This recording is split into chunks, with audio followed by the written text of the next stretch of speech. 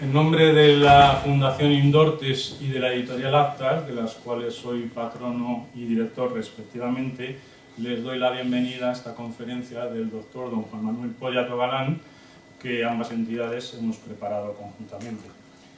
Fomentar la memoria, conservación, vigilancia y ornato de los cementerios y tumbas de combatientes españoles o bajo bandera de España, caídos en lucha sin distinción de época, lugar, credo o ideología. Este es el objeto social de la Fundación Indortes, que preside el general Salvador Fontella. Y en cumplimiento de este objeto social, la Fundación desarrolla diversos proyectos, uno de los cuales acabamos de terminar y por eso se lo quiero mencionar. Se ha extendido el trabajo a lo largo de los años 2017 y 2018 y hemos recuperado el cementerio, el antiguo cementerio español de Tetuán. Estaba en muy malas condiciones y se han hecho trabajos de limpieza, de albañilería, de drenaje, etcétera, etcétera. A la salida, cuando ustedes salgan de la conferencia, pues encontrarán en una mesita ahí unos folletos que explican un poco este trabajo que se ha hecho en Tetuán, y hay unos datos de contacto y un correo por si alguno de ustedes quiere entrar en relación y colaborar con la Fundación.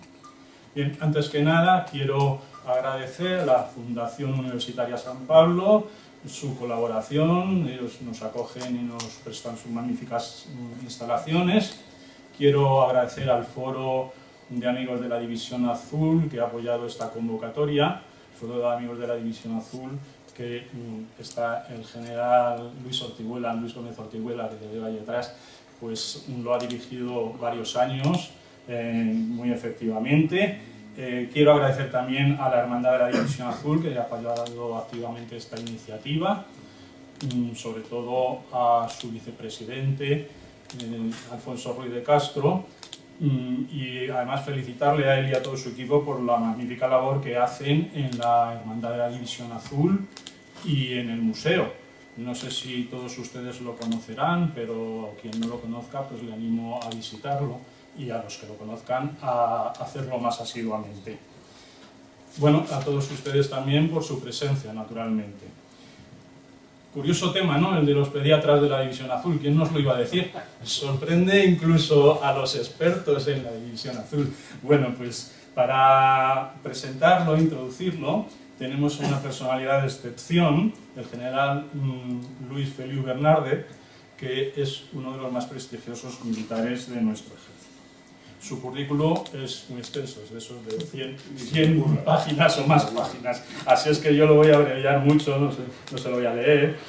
Baste decir que es artillero, diplomado de Estado Mayor, diplomado en Guerra Conjunta por la Escuela Conjunta OTAN en Reino Unido, es magíster en Seguridad y Defensa por la Universidad Complutense de Madrid y diplomado en Altos Estudios Estratégicos por el CSD. Es además diplomado por el Colegio de Defensa de la OTAN y cursó el Máster de Cooperación Internacional para el Desarrollo en la Escuela Diplomática.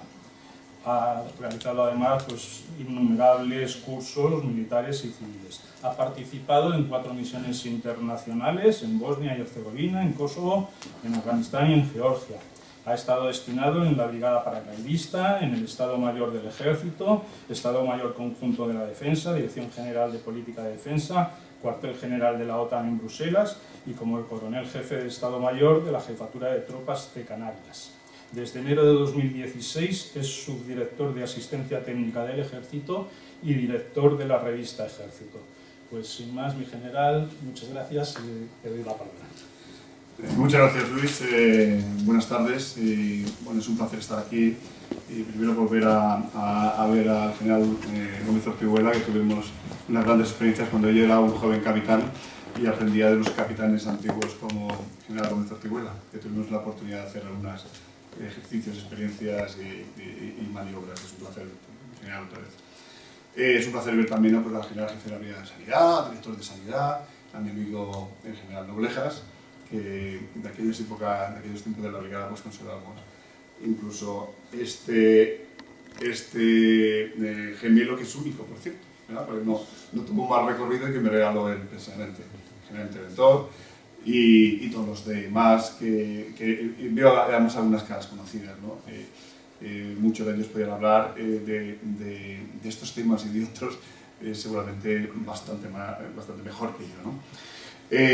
Agradezco la oportunidad que me han brindado la editorial Actas de Historia, que es curioso porque nos mantiene una unidad y una amistad con Luis y también con Consuelo, que de vez en cuando me compromete a algunas cosas como buena catedrática que es de la Complutense, y aquí también me ha metido en alguna historia de la cual me lo hace fenomenal, porque el estar con jóvenes y dar un encuentro coloquio, una conferencia con jóvenes es realmente interesante, porque les cuentas cosas, pero sobre todo aprendes mucho de ellos a través de las preguntas que te hacen, ¿no?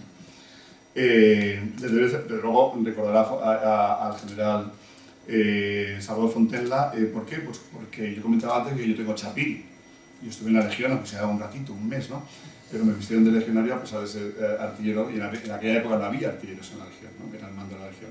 Y Salvador Fontenla, el general, era el jefe de Estado Mayor del mando de la Legión. Y desde entonces conozco a Salvador y lo aprecio muchísimo. Y entonces la iniciativa de la Fundación Indortes me parece que es una estupenda iniciativa. Por supuesto, saludar a los visitantes del Foro de Amigos de la División Azul y, desde luego, presentar a Juan Puyoto, Juan Manuel Pedro Galán, pues es un verdadero placer.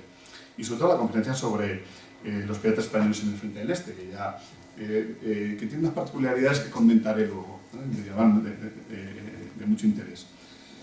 Personalmente, y permítame este desvío, ¿no? Antes de presentar a Juan Manuel, y yo tengo una cierta relación con el CEU, y es que yo me preparé para la Academia General Militar en la sección de preparación militar que había en el CEU. Lo mismo que veí que ahí los jesuitas tenía sección de preparación, el CEU tenía, y yo casualmente pues caí aquí. Y no debieron prepararme mal porque entre ese año, y estamos hablando del año 72-73, no hace tiempo ya. Y después otra cosa personalmente, es que mi hija Ana, que es ahora está trabajando de neurobióloga en el Centro Cajal de Neurociencia de aquí de Madrid, pues estudió todo el bachiller en el CEU Montepío, pero mi simpatía y mi relación con el CEU es tremenda.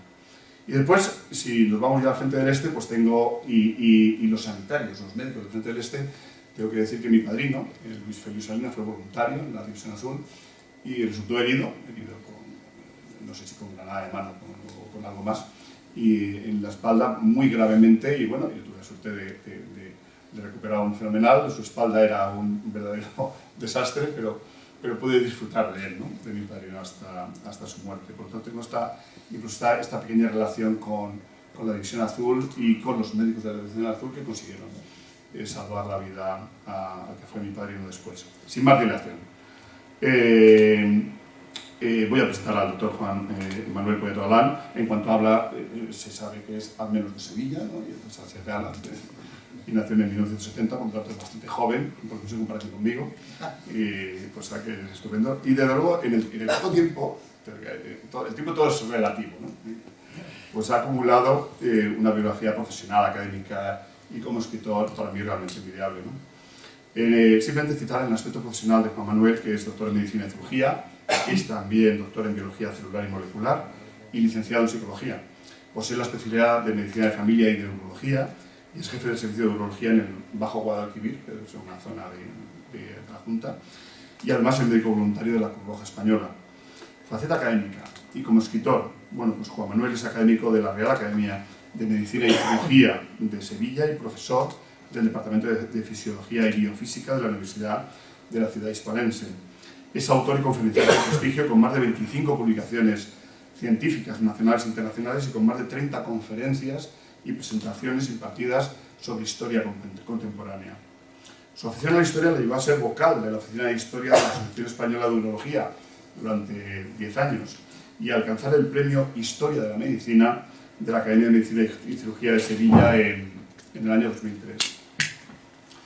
El doctor Puyoto, y por eso estoy yo aquí, Juan Manuel, es también colaborador de la revista Ejército, que es una publicación mensual que se edita, para que no lo sepan, en papel y digital. Hay algunos ejemplares ahí fuera, ejemplares que contienen un artículo de Juan Manuel y que mantiene un relevante rincón de la misma dedicado a la historia militar y de España, y también, últimamente, al legado de España en Estados Unidos. La parte del legado de España en Estados Unidos es una de las partes más desconocidas Hay un siglo olvidado en Estados Unidos, en la historia, cualquier libro de historia, cualquier facultad en los Estados Unidos, que es el siglo XVI. Y ellos mismos, algún catedrático americano, le llaman el siglo olvidado. Y han escrito algún artículo sobre el siglo olvidado. Bueno, pues hay una... en la revista Ejército hemos dedicado ya del orden de 10 o 12 artículos con esta idea de difundir el legado español en los Estados Unidos. Y después, como director de la revista, bueno, no sé si debo, pero me voy a adelantar la primicia que le adelantaba Juan Manuel. Todavía no está sancionado, pero bueno, lo he aprobado yo, y sobre todo que el consejo de redacción de la revista, que son 20 consejeros externos, que son los que dirigen la revista, yo les controlo nada más, ¿no? Entonces, analizan todos los artículos publicados el año anterior, los mejor valorados. Sobre esos artículos publicados se reúnen y hacen una selección de los 10 mejores artículos, el top 10, ¿no? Los artículos, y al final proponen 3 artículos a la consideración del género. Primero, segundo y tercer premio, revista Ejército de este año.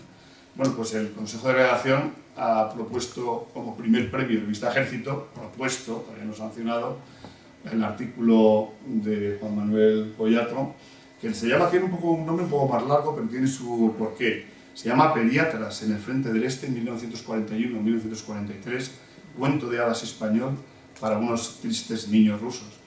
Y el título dice mucho de lo que cuenta después. Posiblemente ustedes conocerán que España fue pionera en el mundo en la organización de la sanidad en campaña. Es algo curioso, ya desde el siglo XVI. El Camino Español de los Tercios, que a lo mejor hay algún representante por aquí de la asociación, que preside el Teniente General César Muro, y que yo soy miembro, y por eso lo cito. Siempre hay que citar, siempre hay que vender el libro. Lo decía Umbral y yo lo imito, ¿no? Yo también vendo en este caso mi libro, ¿no? Que es una asociación. Bueno, pues el Camino Español de los Tercios era fundamentalmente una organización logística, de seguridad y sanitaria, que durante una distancia de unos 1000 kilómetros, desde Milán, Lombardía, hasta Bélgica, Flandes, llevó durante 50 años a los tercios españoles, pero había tercios de todo tipo, tercios españoles, los tercios viejos, los llevaban ese camino cuando arriba los rebeldes se ponían un poco levantados, ya de que había que calmar aquello. Bueno, pues durante esos 50 años ese camino llevó a más de 120.000 soldados, que no está mal para esa época, y con una cosa curiosa, además, es que ese camino que estaba lleno de zonas logísticas, de zonas fortificadas, España pagaba religiosamente todos los gastos. O sea, nosotros nos movíamos por un camino español, por una unidad de comunidades pagando religiosamente todos los gastos, cosa que no era en absoluto habitual en la época. Y esa organización sanitaria, porque había una organización sanitaria, es casi el comienzo o son los lejanos antecedentes, ¿no? Y por ello, el contexto de la ponencia o de la disertación de Juan Manuel pues, nos lleva 4 siglos después, ¿no?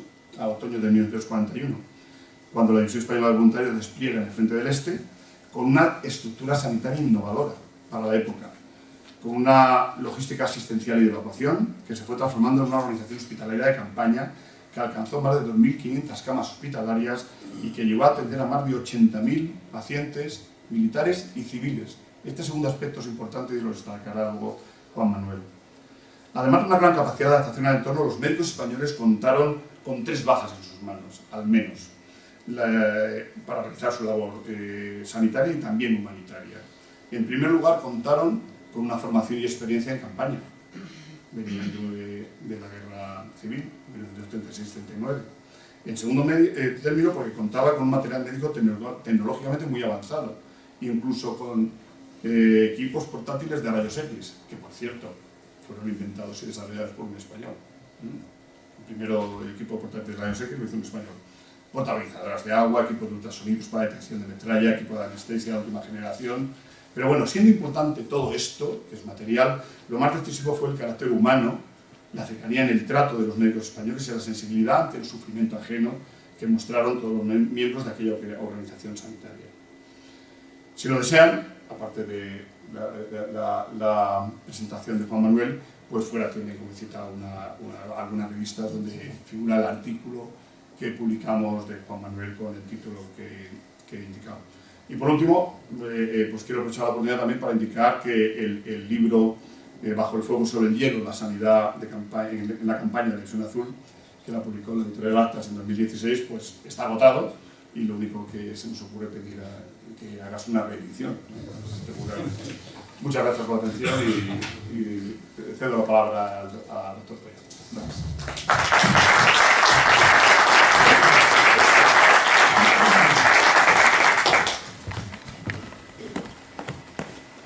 Buenas tardes. Mi general, muchísimas gracias por unas palabras tan cálidas y tan bien intencionadas. Seguramente mi madre, que está ahora mismo en Sevilla, ella es muy cofrade, está viviendo el final de la Semana Santa, pero se está consolando con el hecho de que la Feria de Abril empieza ya mismo. Ella habría puesto otro adjetivo en su boca, refiriéndose a mí. Si yo tuviera que definirme a mí mismo, yo sencillamente diría que soy un médico vocacional, que se esfuerza cada día en dar lo mejor de sí mismo a sus pacientes y a sus compañeros, a la sociedad en general, y que, bueno, también me esfuerzo por mantener unos valores que me han transmitido mis mayores, que son el amor a España, el respeto a los mayores y el temor de Dios, básicamente. La presentación que yo les voy a hacer aquí esta tarde, espero que les convenza de que los valores que llevaron a lo más florido de la juventud española en los años 40 a marcharse a las estepas rusas, merece la pena que sean defendidos a capa y espada, aquí y allí donde haga falta. Es un legado que no podemos dejar que se marchite, que se olvide, que se arrincone en las estanterías. Hay que mantenerlo vivo. Y este tipo de estudios a los que mi general ha hecho referencia, pues mantienen, junto con las aportaciones a la investigación del tema que grandes y señalados profesores como nos acompañan aquí hoy, como el profesor Togore, el profesor Torres, por señalar a los más destacados, no podemos dejar que caigan en saco roto, tenemos que potencializarlo y tenemos que darle difusión. Espero convencerles, espero seducirles y espero que les guste mucho la presentación. Por supuesto, volver a esta casa es volver a un templo académico en el que uno se siente muy bien. Yo he aprendido mucho aquí en Río San Pablo también, tanto a nivel profesional como a nivel profesional médico, como a nivel de historia, y me siento muy en casa, muy cómodo. Tengo que reconocerlo y agradezco públicamente lo bien que siempre se me ha tratado a mí en esta casa. Por supuesto, la Fundación Indorte, abanderada por el general Fontella, a quien admiro profundamente, y con su escudero fiel, don Luis Valiente, a quien admiro personalmente como amigo, como profesional, cuenta con mi apoyo, mi respaldo y mi disposición para lo que haga falta, públicamente, aquí lo hago, y agradezco su confianza, su respaldo, de la misma manera que agradezco a la Fundación de Amigos de la División Azul, la Fundación de División Azul y la Hermandad Nacional de la División Azul, instituciones sin las cuales estos datos que ustedes van a poder observar y contrastar hoy no sería posible. Ingente es la labor, ingente es el trabajo, pero más grande y más crecido están los ánimos cuando se trata de pelear por algo nuestro, una parte de nuestra historia que se define como una de las mayores gestas que en los últimos tiempos españoles y soldados españoles han llevado a cabo. Como le decía al general, si da usted su permiso, voy a hablar mucho y muy rápido. He preparado 70 diapositivas y ustedes dirán, vaya tela, este muchacho de qué va a hablar aquí. Bueno, pues les voy a hacer una pequeña semblanza de lo que vamos a hablar.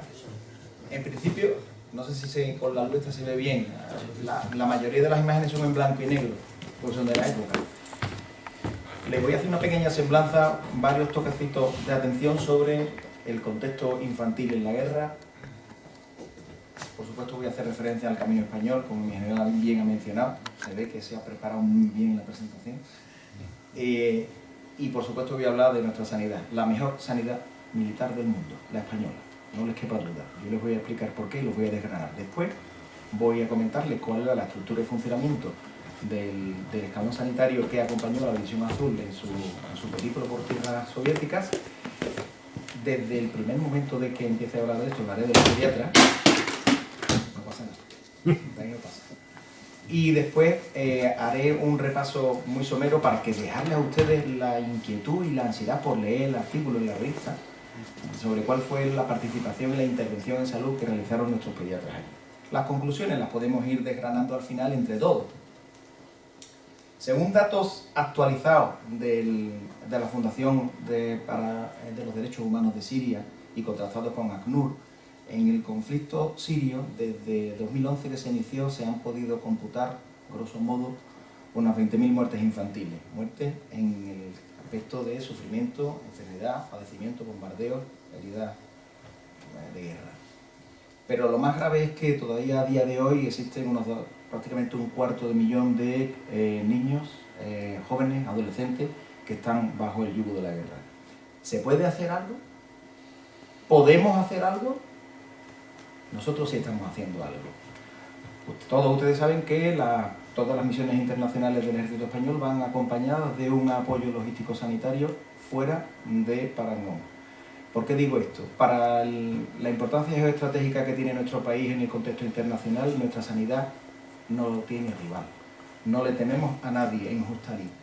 Allí donde nosotros nos desplazamos llevamos un equipo de profesionales perfectamente formados, algunos de los cuales nos acompañan aquí, y con unos medios tecnológicos a nuestra disposición, adaptables y adaptados, también con la picaresca española, todo se ha dicho, porque cuando los recursos se limitan, la imaginación vuela.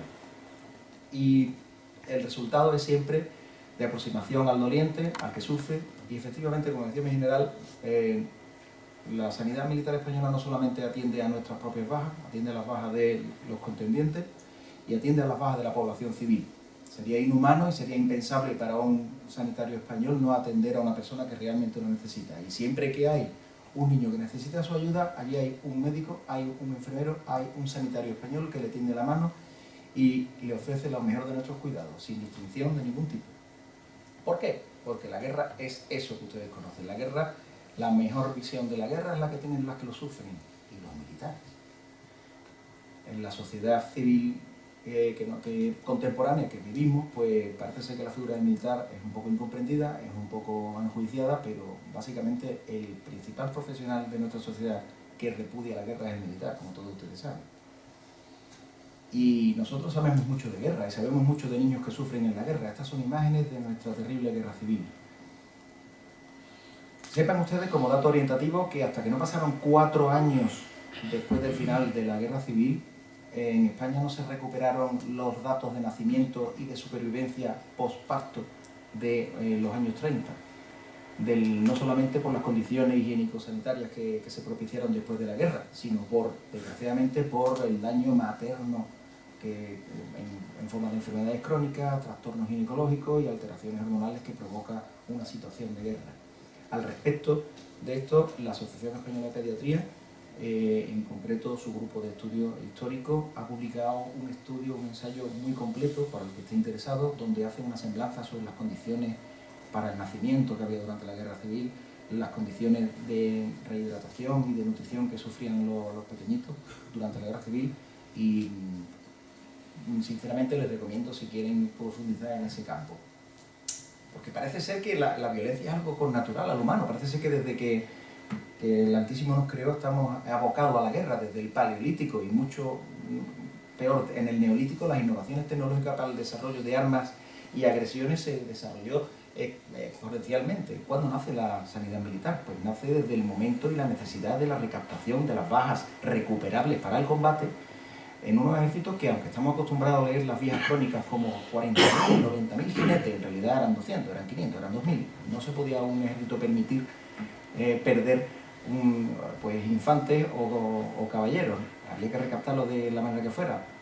Desgraciadamente, antes de que todas estas iniciativas existieran, las bajas quedaban en terreno de nadie, en tierra de nadie, expuestos a las inclemencias de la climatología y misericordia habitualmente con los heridos, al efecto de los saqueadores o de las alimañas del monte que pasaron por allí. Se empezaron a desarrollar métodos desde la antigüedad en todas las culturas, la precolombina, la egipcia, incluso la china, pero la china no ha encontrado muchas imágenes. ¿Sí? ¿Cuándo nace la sanidad militar española? Si estuviera aquí nuestro amigo el general Manuel Guillot, te diría que en la conquista de Granada, porque Granada es lo mejor que hay en el mundo. Eso lo dice alguien que no haya estado en Sevilla, claro. 1492, reconquista de Granada, efectivamente ya había un plan de diseño estratégico y de abordaje técnico operativo de la sanidad militar española en campaña. Pero remontémonos unos años al pasado. En 1474, batalla de Toro contra los portugueses. La reina católica pasa por la zona donde están aposentadas las huestes españolas y contempla horrorizada cómo muchos de los heridos están prácticamente sin atención, sin agua, sin sombra. Disponen unas tiendas, disponen unas medidas y ella toma conciencia de que eso se tiene que poner en marcha, unas estructuras de asistencia a los heridos, soldados heridos, bajas que merecen ser atendidas humanamente.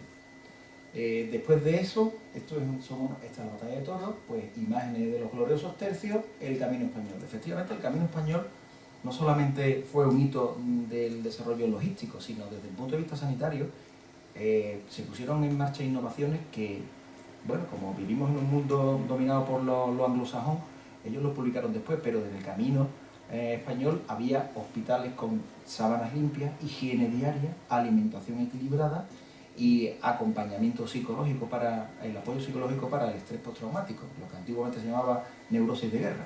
Eso lo desarrolló el ejército español en el siglo de oro, aunque luego los ingleses y los cirujanos británicos se lo atribuyeran en los siglos después. Las guerras napoleónicas supusieron un avance y un gran salto hacia adelante, como diría Mao Zedong. ¿Por qué? Porque pusieron en relación la aportación de los últimos inventos y desarrollos tecnológicos en el mundo de la sanidad con los grandes movimientos de masas de soldados. Este cuadro, que como todos ustedes conocen, pintó el gran pintor de batalla, don Augusto Ferrer Dalmau, y lo regaló en la Inspección General de Sanidad con motivo del aniversario hace un par de años también, pues representa ni más ni menos que lo que hizo constituirse el factor diferencial entre las tropas españolas y las francesas. Una organización estructurada de la asistencia a los heridos, con unos cirujanos bien preparados, la mayoría de ellos provenientes de los colegios de cirujanos de la Armada, y un apoyo importante de la población, las famosas cantareras de Bailén, que traían agua fresquita no solamente para atender a nuestros soldados a los 45 grados de sol impenitente que había en Jaén en aquella época, el 19 de julio del 1808, sino que también utilizaban, mi general tome nota, ese agua para enfriar los cañones. Los cañones españoles no dejaron de disparar en ningún momento de la contienda. Los franceses sufrían el hecho de una cadencia de tiro tan elevada que derretía el mecanismo de disparo y que la mayoría de las piezas acabaron totalmente inutilizadas, con lo cual las utilizamos nosotros después para fundirlo y hacer unos trofeos, sin ningún problema. ¿Qué decir en el periplo de la historia sanitaria y militar española? ¿Qué decir de los héroes de Valer? Hoy tenemos aquí unos grandes investigadores. El teniente don Rogelio Vigil de Quiñones, natural de Marbella, gran médico y mejor cirujano, capaz de mantener una dotación de hombres en asedio permanente durante más de un año, venciendo lo invencible, siendo herido en combate y habiéndose sometido él propiamente a sus curas quirúrgicas de la herida. Fue capaz de vencer el beriberi mediante la recaptación de una serie de plantas con efectos terapéuticos, plantas que no tenían en un jardín allí protegido y que regaban tranquilamente, sino que eran productos de una salida y una descubierta totalmente delante de los rifles del enemigo. Consiguió entregar la dotación humana prácticamente en perfecto estado de salud, para lo que se despachaba después de un asedio de más de un año. Este otro capitán médico que ven ustedes aquí fue repatriado a España desde Cuba contra su voluntad. No quería volver, no quería dejar a sus hombres solos, no quería dejar a su asistencia en su hospital de campaña. Luego el muchacho se hizo famoso por aquello del premio Nobel, el capitán Santiago Ramón y Cajal. Las grandes campañas del siglo pasado en el norte de África que desangraron a la sociedad española supusieron un avance incalculable para la sanidad española. Tanto es así que durante la Primera Guerra Mundial la entonces Sociedad de Naciones, no existía la ONU, reclutaba médicos españoles con el permiso del estamento militar para que intercedieran entre los bandos contendientes, revisando cómo se aplicaban los protocolos de asistencia a los prisioneros, si eran adecuadas las medidas sanitarias y realizando una auditoría realmente dura, pero claro, como lo hacían médicos españoles y eran los más experimentados del mundo, eran respetados como lo son actualmente, pues no tenían ningún tipo de discusión. Volviendo a la fratricida guerra civil, transfusiones, equipos móviles de transfusión, hospitales con una flexibilidad de la línea de combate, con accesibilidad. El concepto de la hora de oro, para los que no lo dominen, es un concepto que se acuñó por los norteamericanos, pero que ya se ponía en marcha en la sanidad militar española desde hace siglos, estipula que mientras antes se presten unos cuidados especializados y de estabilización y de evacuación a un herido, a una baja en combate, más posibilidades hay de que se eviten no solamente la pérdida de esa vida, sino que se disminuyen las secuelas y la posibilidad de complicaciones posteriores. Pues eso se puso en desarrollo en la Guerra Civil Española con una estructura que permitieron a su vez la puesta en práctica de innovaciones, como por ejemplo el método de José de Tureta para el tratamiento de las heridas y las transfusiones sobre la marcha por personal superficialmente adiestrado, que nos requería un aparataje muy importante.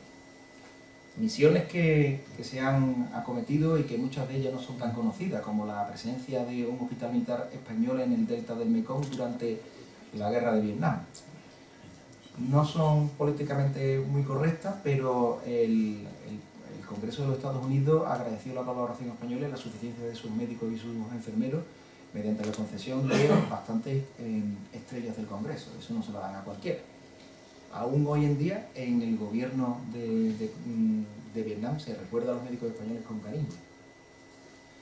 Sabemos perfectamente que la sanidad militar española, ya lo he dicho yo, es la mejor del mundo, pero ¿por qué? Porque proporciona una operatividad a la fuerza de combate desde una profesionalización extrema, una actualización y una competitividad que es fuera de duda y es fundamentalmente sustentado sobre unos profesionales con un perfil curricular muy bien diseñado, con unas excelencias a nivel de resultados que son incuestionables. Allí donde se desplazan las tropas españolas, ya sea sobre la marcha o utilizando elementos de telemedicina y de coordinación al más alto nivel, las bajas son atendidas con prácticamente la misma calidad como si estuvieran en un hospital en terreno patrio.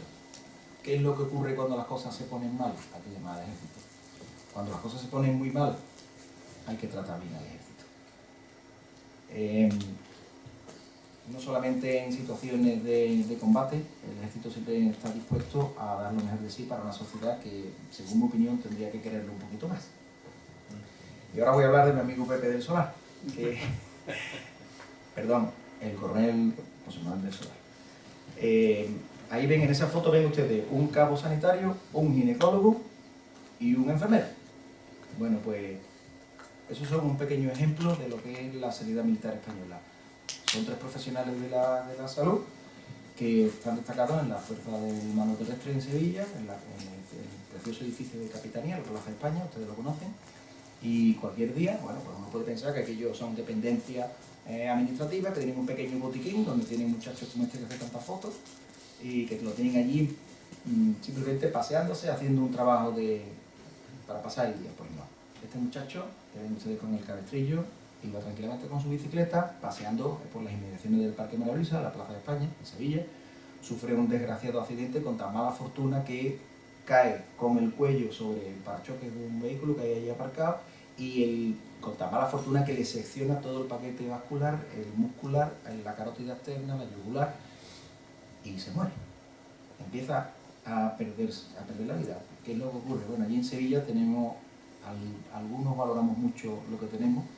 Inmediatamente el cuerpo de guardia avisa a este coronel que está no solamente versado en temas ginecológicos, sino que ha realizado misiones en el extranjero, igual que el teniente coronel enfermero, y automáticamente un enfermero y un ginecólogo hacen prácticamente un procedimiento de resucitación y prácticamente de una reconstrucción vascular de un herido grave, prácticamente muerto. Lo mantienen con vida hasta que llegan las estructuras civiles de soporte vital avanzado, un móvil 061, y lo reaniman aplicando las técnicas que habitualmente nuestros sanitarios aplican en combate, para control de hemorragia y evacuación a retaguardia.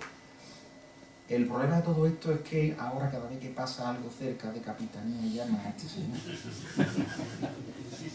Un autobús de línea municipal, una señora se cae, se golpea la cabeza, el conductor se asusta y mete el autobús directamente en la entrada de Capitanía General. Un extranjero que se cae con una excursión de turistas que se abre la brecha rápidamente, lo meten en Capitanía.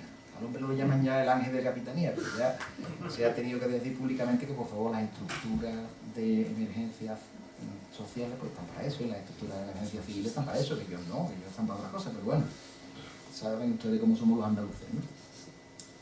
22 de junio de 1941, empieza la Operación Barbarroja.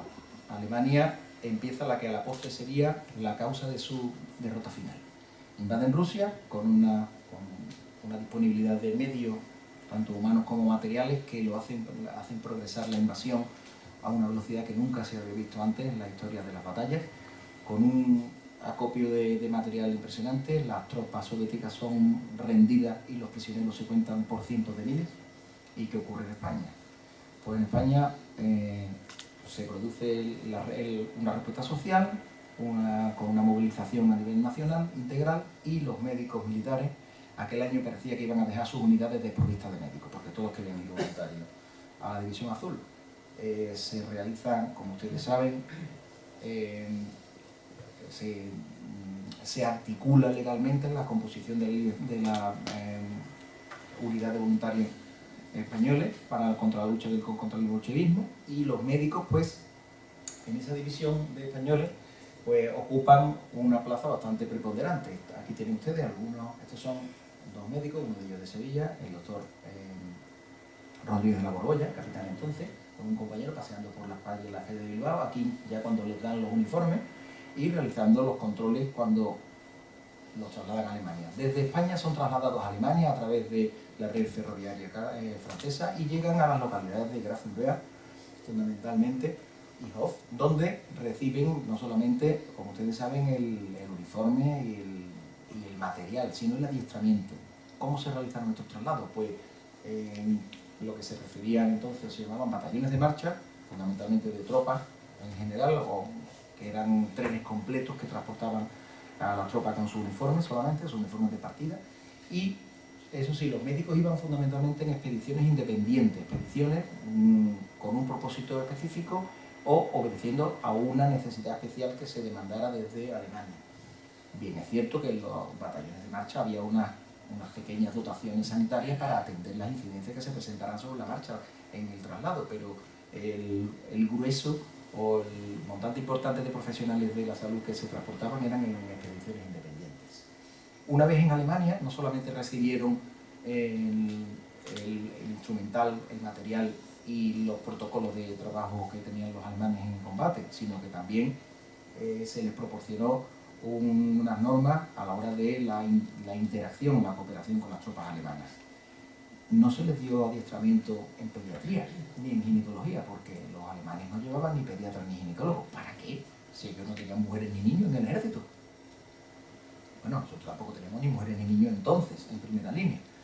Pero los médicos militares españoles ahora, por supuesto, tienen un perfil curricular que es impresionante, créanme. Pero entonces también tenían unas disposiciones y un reglamento que estipulaban perfectamente que, en razón de cuál era nuestra realidad en aquel momento, históricamente hablando, tenían que tener una sólida formación en pediatría, puericultura, ginecología y cuidados del parto. Entonces, nuestros médicos llevaban una formación suplementaria que los alemanes no conocían, o no aplicaban. Un médico militar alemán de entonces no atendía mujeres ni niños. Se organizaron según el esquema que seguía un grupo de sanidad alemán, debiendo cambiar la estructura con la que originalmente se salió de España, que obedecía a una estructura sanitaria divisionaria española, y allí recibieron, como el general ha referido antes, equipos de radioscopia portátil, esto es un buscador de metralla por ultrasonido, equipos ultramodernos de inmovilización y de, como se dice ahora, de extricación para sacar a los virus traumatizados, microscopios para realizar pruebas sobre la marcha, y de eso tengo una anécdota buenísima, porque los alemanes no utilizaban los microscopios ni determinado tipo de instrumentos de diagnóstico, pero los españoles sí, y diagnosticaban enfermedades que los alemanes pues no acababan de asumir. Luego, si tenemos tiempo, les contaré un par de ellas. Equipos de oxigenoterapia portátil, de esterilización de campaña, electrocardiógrafos de última generación, pues eran todos marcas Siemens, Bosch, Bayer, pues todos eran de última generación y de una rabiosa actualidad tecnológica. Los fármacos que nos aportaron, pues también algunos de ellos eran desarrollos interesantes, pero de eso, ahí entre la sala está el doctor Ángel Carrero, que sabe mucho más que yo, así que les recomiendo encarecidamente su libro sobre la farmacia divisionaria. Y básicamente este es el esquema que diseñó el capitán Pepe Cogollo, perdón, brigada entonces, Pepe Cogollo, sobre cómo tenía que ser la evacuación desde la línea de combate hasta los hospitales de retaguardia, publicada en la revista Ejército, una revista que les recomiendo encarecidamente. Claro que este número creo que es de 1942. Existe en el Servicio de Publicaciones de Defensa, tienen ustedes unos DVD magníficos con todos los números de esta revista y merece la pena leérselo. Yo creí que me iba a tener que aguantar hasta jubilarme para leérmelo, pero no la emoción y la ilusión por leerlo no ha podido, así que voy por el año 1957. En primera línea, ¿cuál era la misión de nuestros sanitarios y de nuestros pediatras en primera línea? Pues atender todas las contingencias que se presentaran sobre las alambradas. Tengan ustedes en cuenta que 4 de cada 5 sanitarios españoles caían en el desempeño de sus funciones.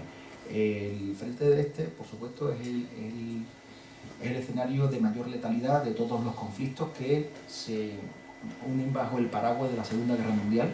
Y no se equivoquen, los que ganaron la Segunda Guerra Mundial fueron los rusos, no los americanos, como dice Hollywood.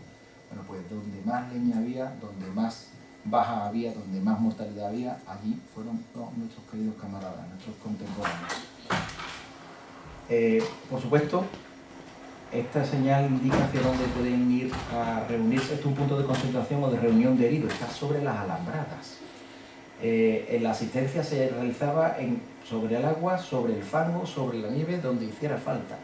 Y con los medios que en aquel entonces se disponía de ellos, o bien se adaptaban, medios de fortuna, como por ejemplo desarrollar con una tela de saco una especie de funda sobre la que con la que se envolvía al herido para poder transportarlo en unas condiciones mínimamente aceptables. La unidad de esquiadores desarrolló unas técnicas que hoy por hoy se utilizan en las técnicas de rescate en alta montaña, por lo cual no íbamos muy descaminados. Y se desarrollaron también innovaciones tecnológicas con una cosa tan sencilla que nosotros vimos ahora aquí, como es la tarjeta de clasificación de heridos, en alemán y en español, por supuesto, porque muchas veces las zonas de asistencia se solapaban con sanitarios alemanes y muchas veces pues, bajas españolas eran atendidas por unidades alemanas y viceversa.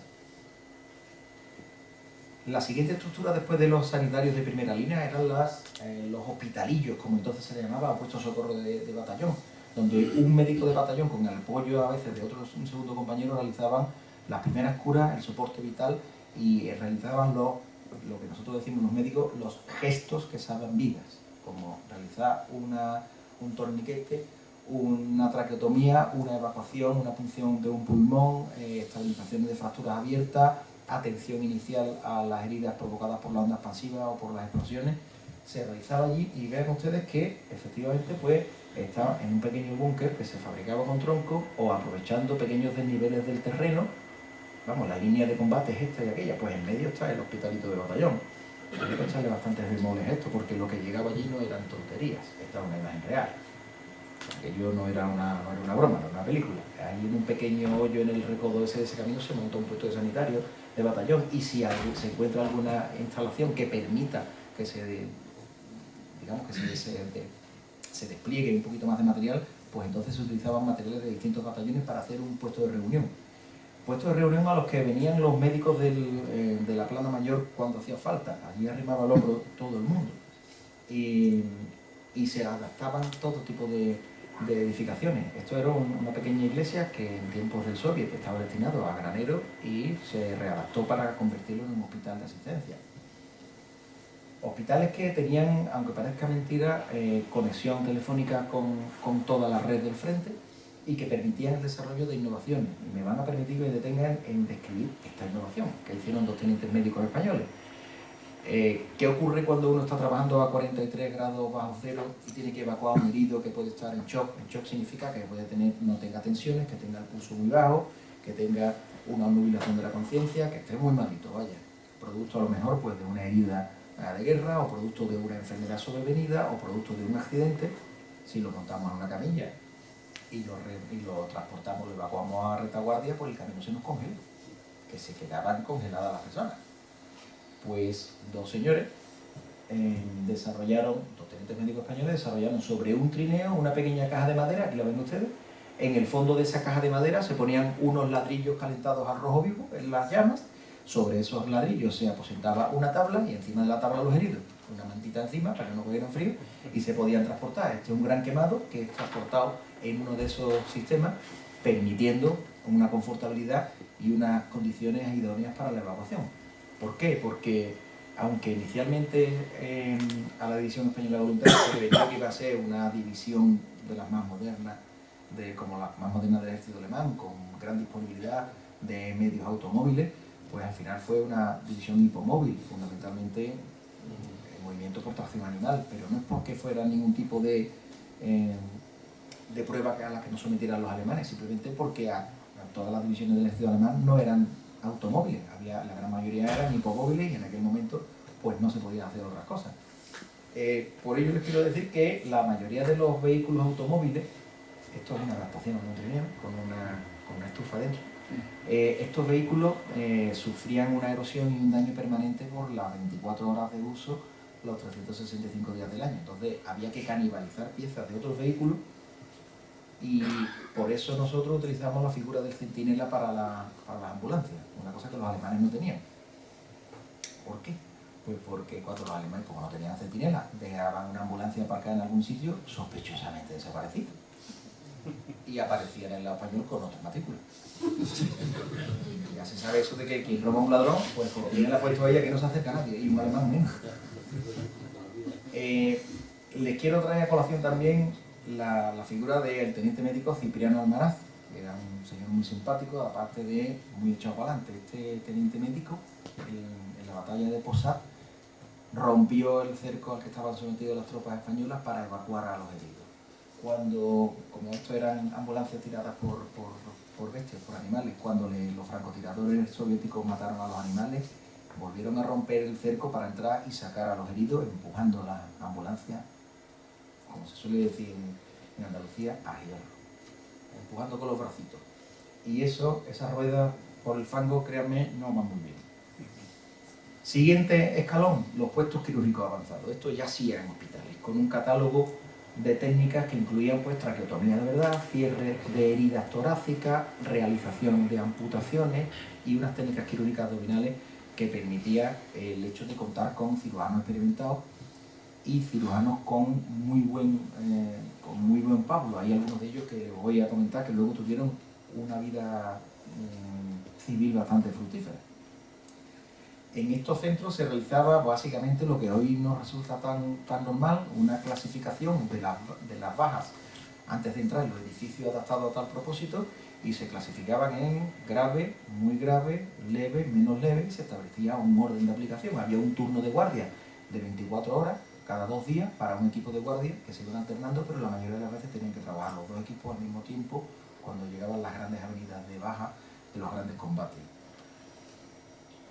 Y esto es un pequeño extracto de un libro de entrada de heridos en un hospital de estas características. Podían llegar a las 80, 90, 130 asistencias en un turno.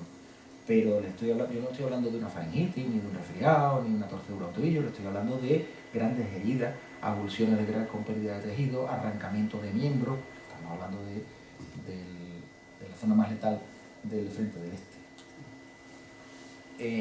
En este tipo de hospitales también se atendía a población civil, porque cuando una isla, las típicas casas de construcción típica de la zona, pues explotaba por efecto de la deflagración de algún proyectil, pues, y había bajas, los sanitarios españoles evacuaban esas bajas y se atendían. ¿Por qué? Porque contábamos con... Esto es la dotación de un hospital de campaña en Grigoró, el año 1942, y este es un señor bastante curioso, que era cirujano cardiovascular, y el hombre era un falangista camisa vieja y estaba tan motivado que se apuntó, se alistó como soldado de una unidad de una compañía de ametralladora. Pues ahí el primero, contra el enemigo, hasta que se dieron cuenta que era cirujano cardiovascular y le dieron, amigo, para acá. Y lo ubicaron en un hospital de campaña de estas características. Este señor, el doctor Armando Martín Calero, luego fue presidente del Atlético de Madrid, fue un cargo importante de la FIFA, y el hombre, pues, a nivel médico, pues, ha recibido el mayor número de elogios y de honores que se puede uno imaginar, porque la verdad es que era una persona fuera de serie. Y puso en marcha técnicas de revascularización quirúrgicas allí, que luego han sido admiradas durante los siguientes 70 años. Estamos viendo aquí algunas instantáneas, los efectos de pisar una mina, un proyectil de 12 milímetros, como puede provocar el arrancamiento de un muslo, las reducciones de las fracturas con el método Trueta también, de Josep Trueta, y bueno, aquí esta era la mascota del hospital de Guigrobo, era un león de mármol, con lo cual no se reía ni queriendo. Y un caso anecdótico, esto está tomado del libro de fotografías de la familia de mi buen amigo Santiago Cogollos. Su padre, don José Cogollos, fue brigada y luego ascendió, recibió bastantes condecoraciones por su actuación y estaban un día atendiendo, prestando su asistencia normal, cuando les ingresa un señor, un muchacho joven, un soldado, un guripa, como se les decía entonces, con un proyectil encajado ahí en la espalda.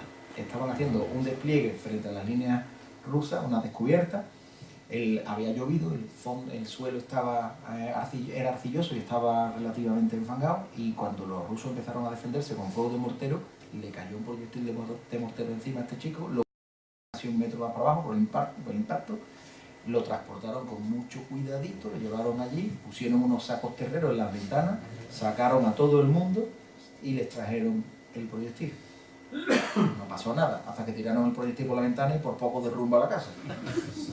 Por eso lo operaron Manuel de Cárdenas y Rodríguez, un gran cirujano también, y Pepe Cogollos. ¿Por qué? ¿En qué circunstancias trabajaban aquellas personas? Pues esta es una gráfica que hizo Pepe Cogollos, que le quedaba al hombre, era muy simpático, le quedaba al hombre rato para esparcimiento entre cirugía y cirugía, y esto es una gráfica asistencial de los pacientes que se operan y los que ingresan. Bajo el fuego de los cañones, bajo ataque de la artillería, bombardeo enemigo, ataque de la infantería, y bueno, todas estas referencias explican que después de un bombardeo quede un quirófano así. Pero no se dejaba de operar, se seguía operando incluso bajo el fuego. Si nos vamos ya hacia la retaguardia, ya aparece la figura de la enfermera española, la enfermera de la División Azul. Eran hospitales en sentido estricto, con su hospitalización, su servicio de urgencia, sus plantas quirúrgicas, y ya contaban con la presencia de las enfermeras españolas, que fundamentalmente provenían de Falange Española, de la Cruz Roja, y enfermeras que de buena primera se presentaban diciendo: mire, soy enfermera, me quiero enrolar a la División Azul para ayudar. Impresionante, pero eso da para un capítulo aparte, el tema de la enfermería. Allí en estos hospitales se podía operar prácticamente de todo. Aquí tienen ustedes un proyectil de bala que está siendo extraída de un intestino. Es complicado, pero a veces se meten donde uno menos se lo espera. Estos hospitales tenían servicios de radiología, servicios de odontología, porque no hay nada más malo que le diga un dolor de muela allí en el quinto pimiento. Bueno, pues los alemanes no lo tenían. Nosotros sí teníamos servicios de odontología militar, servicios de farmacia de última generación, quirófanos para operar prácticamente con luz del día, servicio de lavandería como en cualquier hospital, y, lo más importante, cocina española, donde se comía pan blanco, chorizo, garbanzos, lentejas y cosas normales, no lo que comían los alemanes.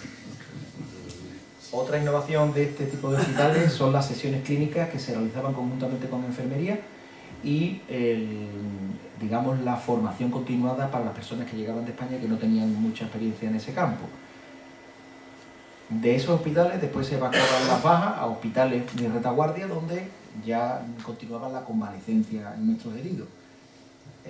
Diferencia entre tren alemán, tren español. Cuando para el tren, ningún alemán se le ocurre bajarse del tren. ¿Para qué se van a bajar el tren si lo están evacuando y están heridos? ¿Verdad? Los españoles, vamos a bajarnos una vueltecita por aquí, vamos a ver si vemos a alguna chavala, vamos a ver si compramos huevos que los vende allí, vamos a ver, oye, aquí donde hay tabaco. Problema, estos trenes llegaban a su hora, se retrasaban siempre por la parada que hacían. Cuando había casos de especial gravedad o fundamentalmente los heridos neuroquirúrgicos, se realizaba un puente aéreo. La logística sanitaria de evacuación aérea española, esto ya tenía bastante experiencia cuando se puso en práctica en la División Azul, porque ya se había hecho en la guerra del norte de África. Los primeros aviones que se utilizaron, el puente aéreo desde Sevilla a Tetuán, llevaba y traía heridos de la guerra del norte de África. Bueno, pues se alquiló un Junkers a la compañía Iberia, que hacía no solamente de evacuación de heridos, sino también de estafeta, llevando el correo, las noticias, personalidades, llevando trayendo. Al final de la contienda, el ejército fue a devolver el avión a Iberia y Iberia dijo que ya no le servía para nada, que lo tiraran, que se lo quedaran de la cantidad de agujeros de bala que tenía. Ya no valía ni para volar prácticamente. O sea que eso significa que volar rasante sobre las líneas soviéticas no es para cualquiera. Estos pequeños avioncitos podían aterrizar y despegar en muy corto espacio de tiempo, eran las llamadas cigüeñas, Füße-Stor, y permitían evacuar a gente que estuviera especialmente malita y con una versatilidad grandísima.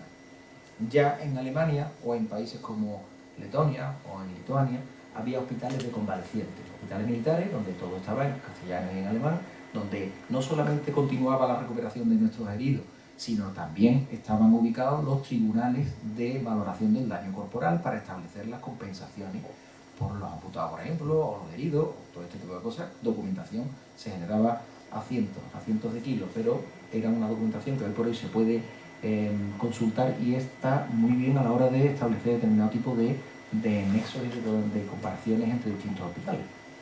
En estos hospitales, pues no solamente había un programa de rehabilitación de nuestras bajas, sino que también había pues paseos, había escapadas a la playa, había pues teatro, cosas así. Este es el hospital de Königsberg, quedó un hueco ahí en medio porque estaban haciendo obras de redistribución de los edificios y dijeron a los españoles, bueno, ¿ustedes qué es lo que quieren? ¿Ponemos un museo? ¿Ponemos una cantina? ¿Ponemos un edificio para dar? No, nosotros queremos un campo de fútbol.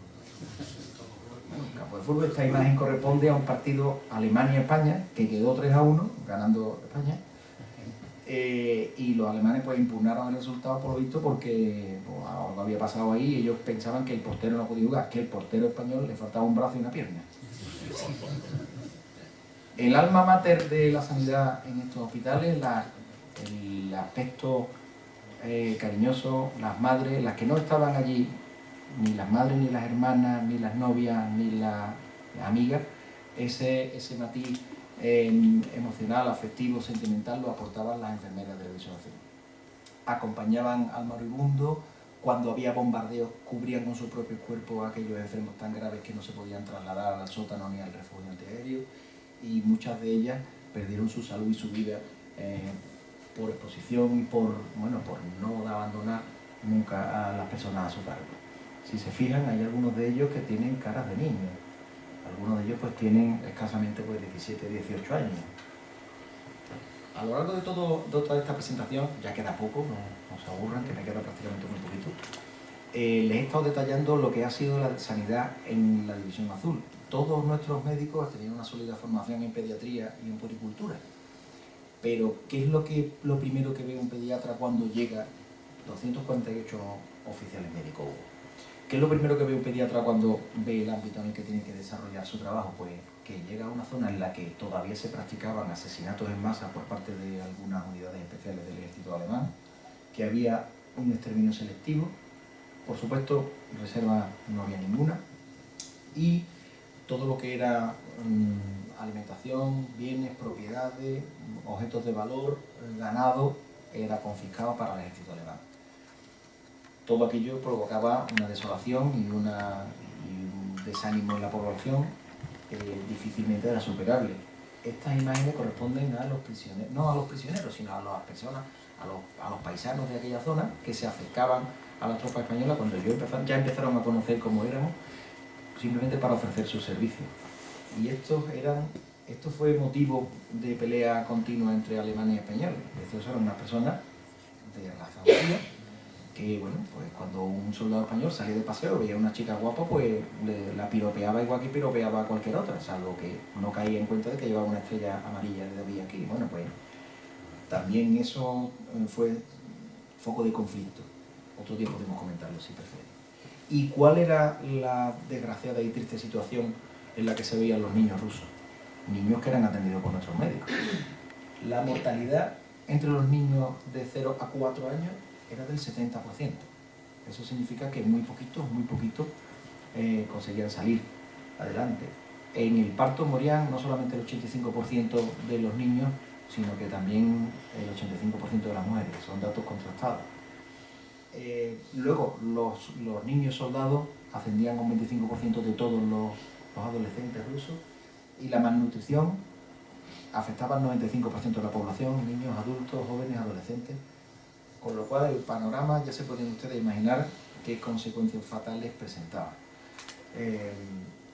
Cuando uno vive en una situación que lo desborda, que uno no entiende porque tiene 5, 7, 10 años, la autoestima se desploma y ocurre un fenómeno de pérdida de confianza en uno mismo, ansiedad, tendencias depresivas, tendencias suicidas, conductas arriesgadas, comportamientos erráticos y, por supuesto, se producen abusos de sustancias tóxicas, fundamentalmente el alcohol.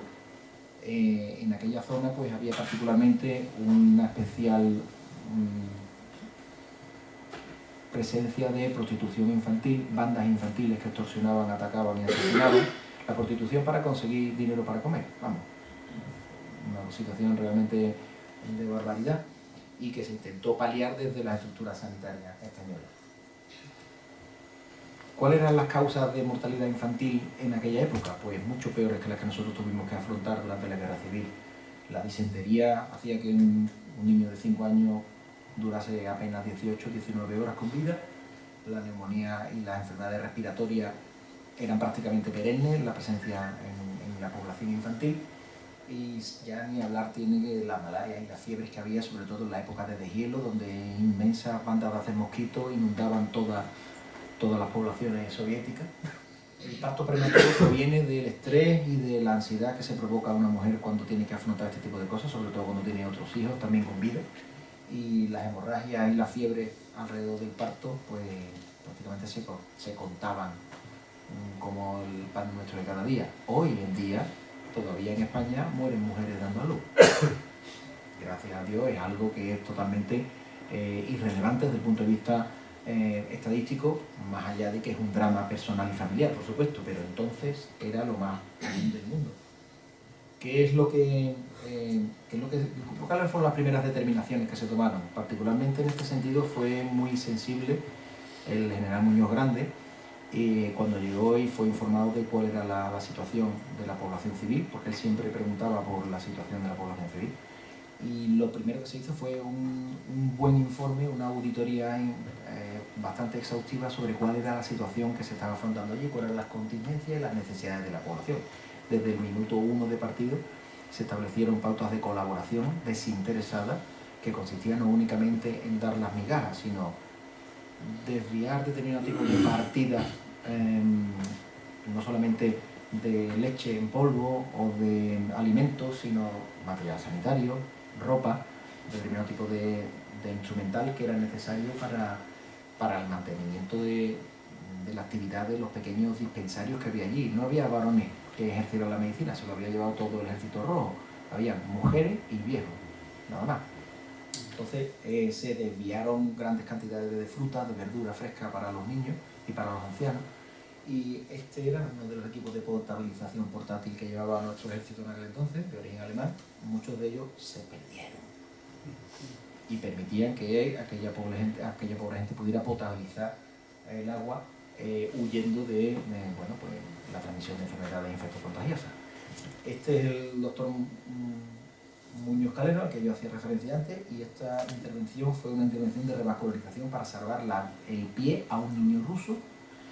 Básicamente el niño pisó un proyectil que no había estalló y prácticamente le hicieron una microcirugía, un reimplante de un órgano semiamputado. Eso en los años 40 era prácticamente impensable.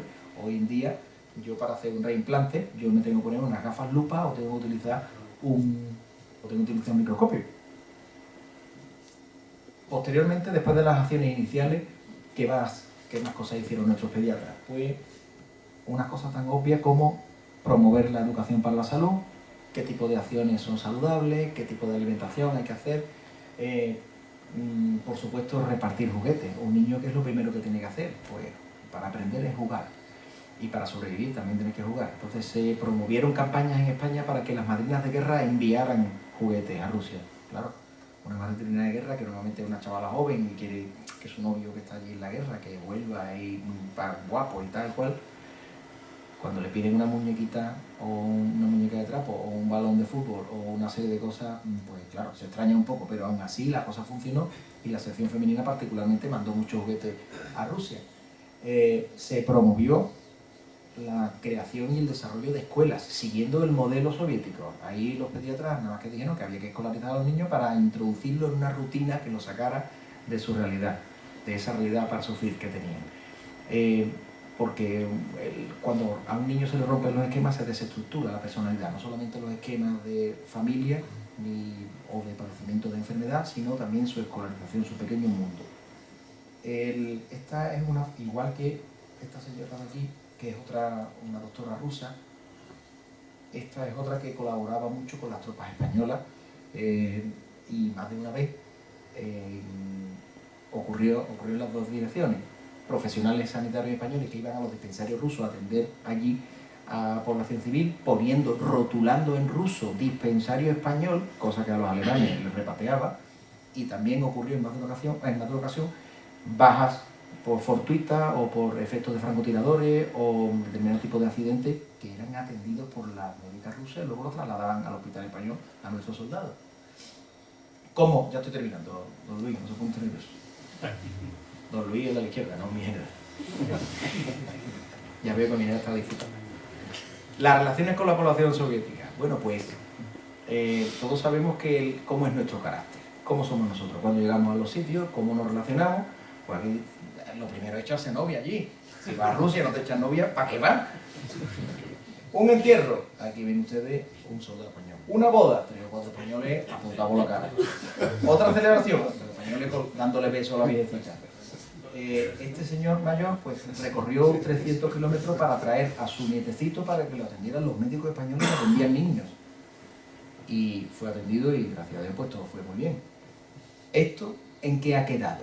En el imaginario común soviético los españoles estuvieron allí. Efectivamente, a quien se le pregunte, y algunos que son un poquito más radicales dirán que bueno, que van parte de los alemanes, que mataron, bueno, sí, pero si se le pregunta al vulgo, la imagen que ha quedado allí es la que hace unos años pudimos comprobar, algunos que nos desplazamos con don Luis Valiente, don Luis Togoro, don Paco Torres, que estuvimos allí, don Pellegrín.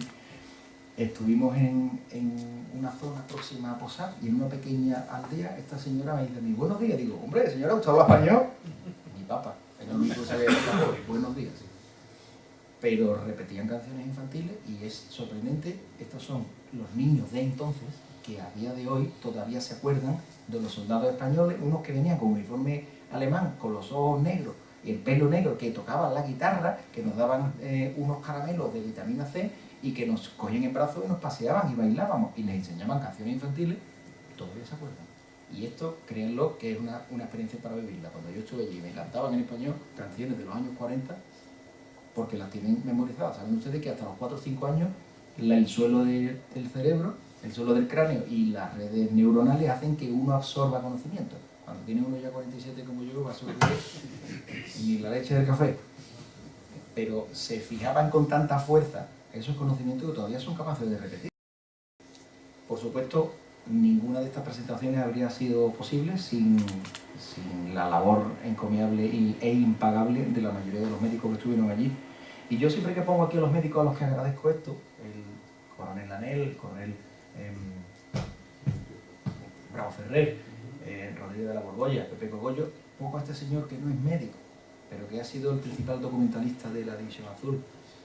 Este señor fue el que, cuando volvió de Rusia, empezó a recopilar documentación y al cabo de los años la Fundación División Azul ha hecho una labor encomiable, que es don César Ibáñez Cagna, a quien yo particularmente quiero bastante, aunque ya no esté con nosotros. Para terminar, 2 diapositivas más.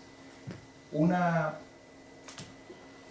frase de un paisano mío, Chávez Nogales, un periodista sevillano, y a ver quién me puede rebatir esto. Ser español es hacer profesión de fe en el heroísmo, en el sacrificio. Hay que ver eso. ¿Por qué?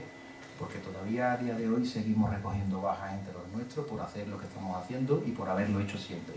No distinguir entre el color de piel, ni la idea, ni el sexo, ni la condición, ni siquiera el uniforme del que nos está disparando para atenderlo.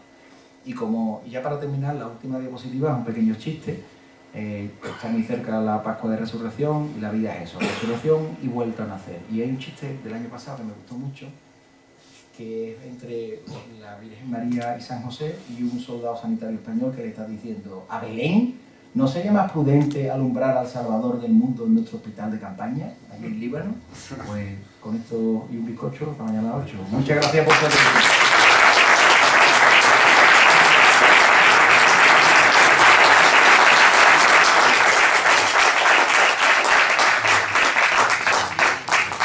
Espero no haberles aburrido.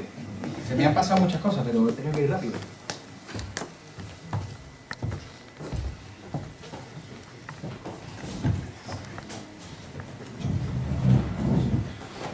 Bueno, muchas gracias Juan Manuel, profesor, doctor, amigo.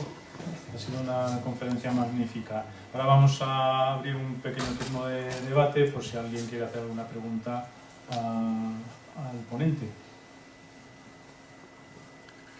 Yo quería saber cómo eran las anestesias en aquellos años, como ahora. Si fueran como ahora, desgraciadamente no. Se utilizaban anestesia inhalatoria, fundamentalmente éter.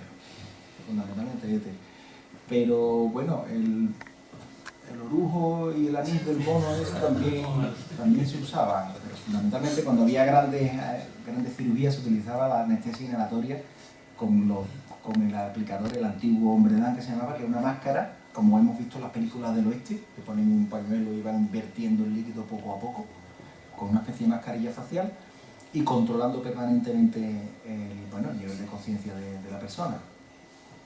Siempre se hacía una combinación entre anestesia inhalatoria y anestesia inyectada, infiltrada localmente.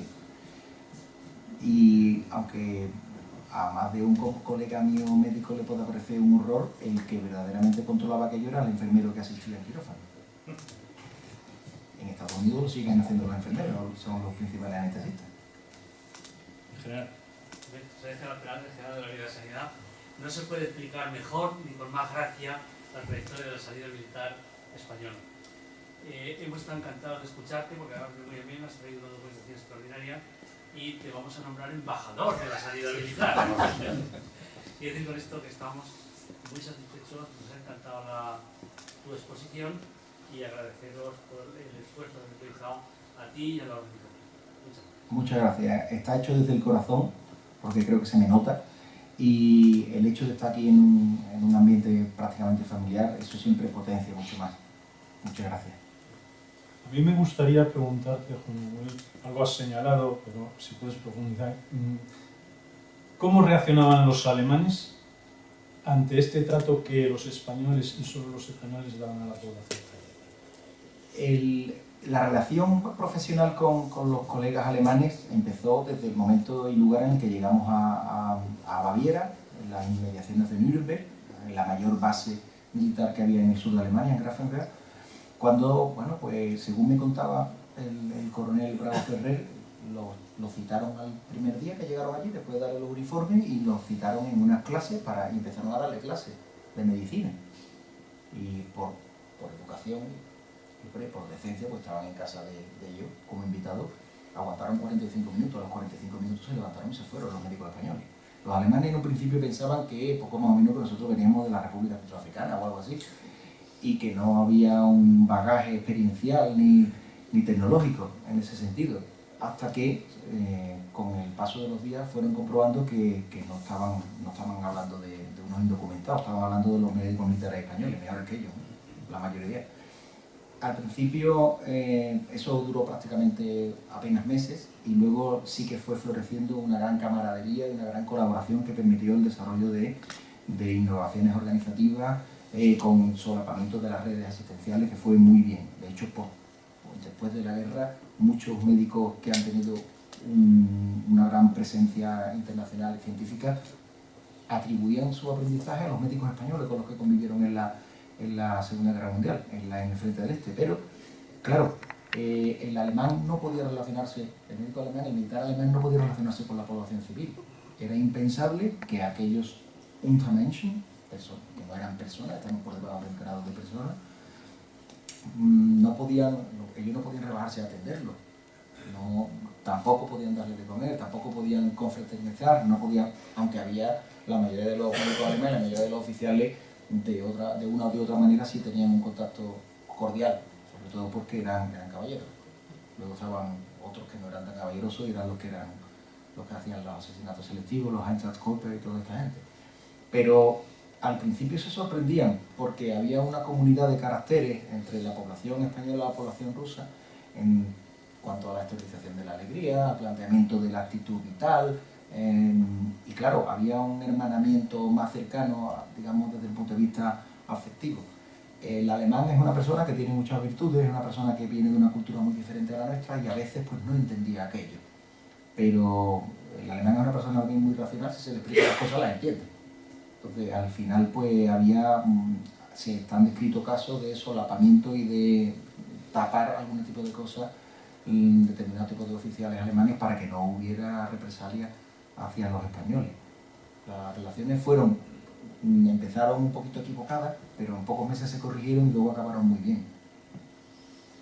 Pero son entre médicos Sí. y el resto del ejército, porque claro, todos sabemos que los alemanes desplazaban a la población. Sí. Nosotros convivíamos con ellos, debía Correcto. causarles eso.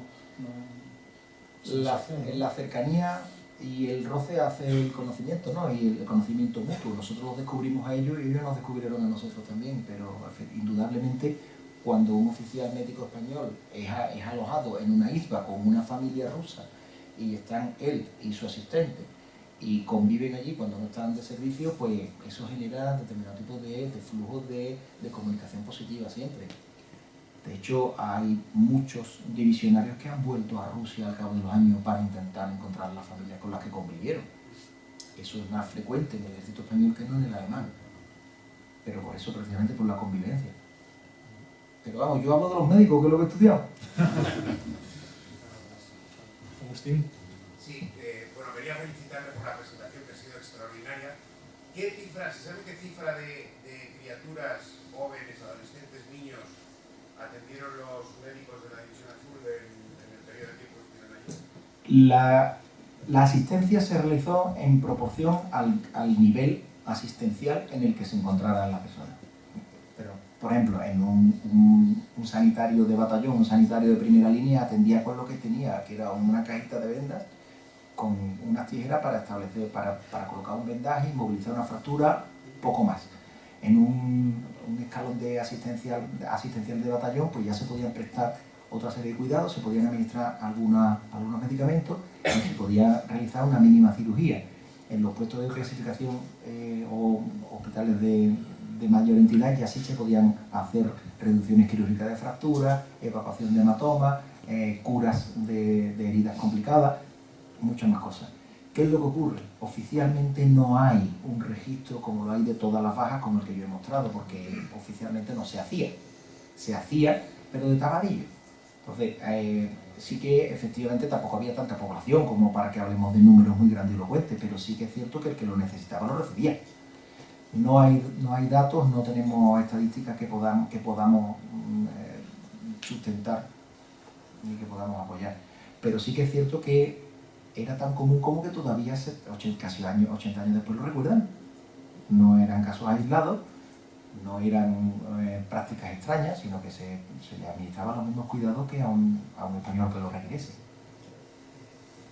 También en los hospitales de retaguardia se llegaron a ingresar a escondidas muchas señoras para dar a luz y algunos jóvenes que requerían, pues, por ejemplo, teniendo un cirujano cardiovascular allí, pues cirugía mucho más elaborada.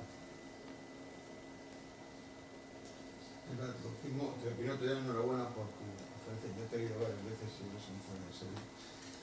Pero te confirmo porque mi padre estuvo allí como teniente veterinario y en Grafenborg lo mismo que le hicieron a los médicos se le hicieron a los veterinarios. Y a mi padre, un teniente coronel, cuando le dieron los caballos, le dijo, si estos caballos no llegan a la gente, le puso una pistola a la cabeza. O sea que todo eso que has contado es cierto. Los despreciaron, luego al final fue lo que tú dices, se dieron cuenta de que estaban equivocados. Pero al principio los tenían por centroafricanos. Hay muchas anécdotas, hay algunas de ellas que son brillantes, de la colaboración de médicos alemanes y españoles. Había un cirujano militar español de Murcia, gran región, ¿verdad, Paco? Que era conocido como Metrallita, y este hombre, yo le he contado esta anécdota ya, ni bocadores de ultrasonido de metralla ni leche miga, él cogía una tela metálica cuadriculada en del lateral y otra anterior, y triangulaba la localización de donde estaban los restos de metralla y los sacaba prácticamente con una pinza. Bueno, pues este muchacho utilizaba unas varillas de paraguas para reducir e inmovilizar la fractura de los huesos largos, el húmero, el fémur. Mediante la introducción de esa varilla mantenía la fractura firme y se podía evacuar, y la mayoría de ellas se quedaban ya para toda la vida. Bueno, pues al cabo de los años, un teniente alemán que había estado en una unidad aproximada cercana a donde estaba la distribución divisionaria española, y que participaba en las sesiones clínicas que se hacían conjuntamente médicos españoles, médicos alemanes, enfermeros españoles, enfermeros alemanes, pues este muchacho era el teniente Küncher. Pues el tal Küncher, después de la guerra, modificó un poco una varilla de un paraguas y lo empezó a utilizar para la reducción de esa fractura de huesos largos. Y él lo presentaba como el método español. Hasta que fue una vez a Estados Unidos, los americanos son de, no, esto es, usted es el doctor Küncher, pues este es el clavo de Küncher a partir de ahora. Y el hombre decía, no, mire usted, que yo no lo he hecho, que yo le he adaptado, que esto es un método que el ejército español estuvo desarrollando durante el frente del este. No, clavo de Küncher. Y ese hombre que chaporreaba un poco de español, en los años 60 vino a España a un congreso de la Sociedad Nacional de Traumatología y Cirugía Ortopédica, y lo primero que hizo fue pedir perdón. Ante todos los traumatólogos de España, dijo, no, ustedes me van a perdonar, pero yo no le he puesto el nombre. Son los americanos. Esto me lo enseñó a mí un cirujano de Murcia, que estuvo en la División Azul, en el frente, junto donde estaba mi unidad desplegada. O sea que hay, como esas, hay muchas anécdotas. Allí, don Ángel. Felicitarte por la disertación, y simplemente la matización del organigrama sanitario. Había una unidad también sanitaria que no estaba en el paraguas, que abarcaba la jefatura de sanidad del grupo, ¿no? Del grupo de sanidad. Del grupo de hospitales, claro. Que era la compañía Artigas. La compañía Artigas dependía de intendencia, del coronel Navarro concretamente. Y claro, pues era curioso que un coronel de intendencia manejase pues a médicos, farmacéuticos, veterinarios y enfermeros. No, eso te da una idea, Ángel, de la versatilidad que sobre el terreno hay que muchas veces aplicar. Y bueno, en nuestra academia siempre se enseña que hay que adaptarse y hay que buscar los medios de fortuna, y siempre con el objetivo claro. Pero sí que es cierto. ¿Alguna pregunta más? Una vez retirada, bueno, perdón, primero felicitarle. Gracias. La presentación muy interesante. Y después quería hacer una pregunta. Una vez retirada la división, ¿se sabe si la población rusa sufrió algún tipo de represalia por las autoridades de Stalin por su confraternización con los españoles? En concreto, toda la población que estuvo en zona no soviética durante la Segunda Guerra Mundial fue depurada. Toda. Independientemente de que estuvieran conviviendo con los españoles, con los alemanes, con los rumanos, todos fueron depurados.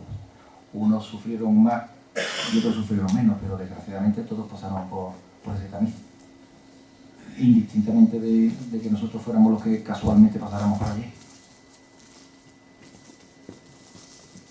¿Alguien más? Perdone, quería saber, ahora mismo en el ejército español la ficha sanitaria incluye la ficha odontológica, la identificación, posible identificación del militar. Quería saber si en aquella época había algún tipo de ficha sanitaria en la que desde el punto de vista odontológico estuviera reflejado. Y además, ¿qué servicios se prestaban allí en odontología? Entiendo que serían exodoncias, entiendo que poco sería de estética o reconstrucción, y luego lo que sería cirugía maxilofacial. Efectivamente. El servicio desplegado en los hospitales de retaguardia, el servicio de odontología, creo recordar, así de a bote pronto de memoria, que era un comandante, 2 capitanes y varios tenientes. Y efectivamente la mayoría de las veces eran exodoncias. ¿Por qué? Porque la salud bucodental de aquella época era lastimosa. Y luego sí se hicieron muy buena cirugía maxilofacial, porque había varios cirujanos maxilofaciales que trabajaban colaborando con los estomatólogos entonces, y la cirugía reconstructiva era la fundamental, porque las exodoncias en combate de primera línea lo hacían los médicos de los distintos escalones, los de batallón o los de los puestos principales de venta. Los que se evacuaban a retaguardia eran los que no se podían resolver fácilmente, piezas que se rompían o extracción de cordales complejos o la mera patología traumática. Lo de la ficha, yo no la he visto. Lo que sí he visto es la documentación que versa sobre cuando en el momento del alistamiento, la revisión médica que se le practicaba a todo el mundo, a la llegada a la frontera se le volvía a hacer una nueva desparasitación, se descartaban los sifilíticos y se hacía una buena revisión médica y uno volvía a repetir todo. Pero en las historias clínicas a las que yo tenía acceso no había un apartado específico de odontología para identificación. La identificación era por las chapas, nada más.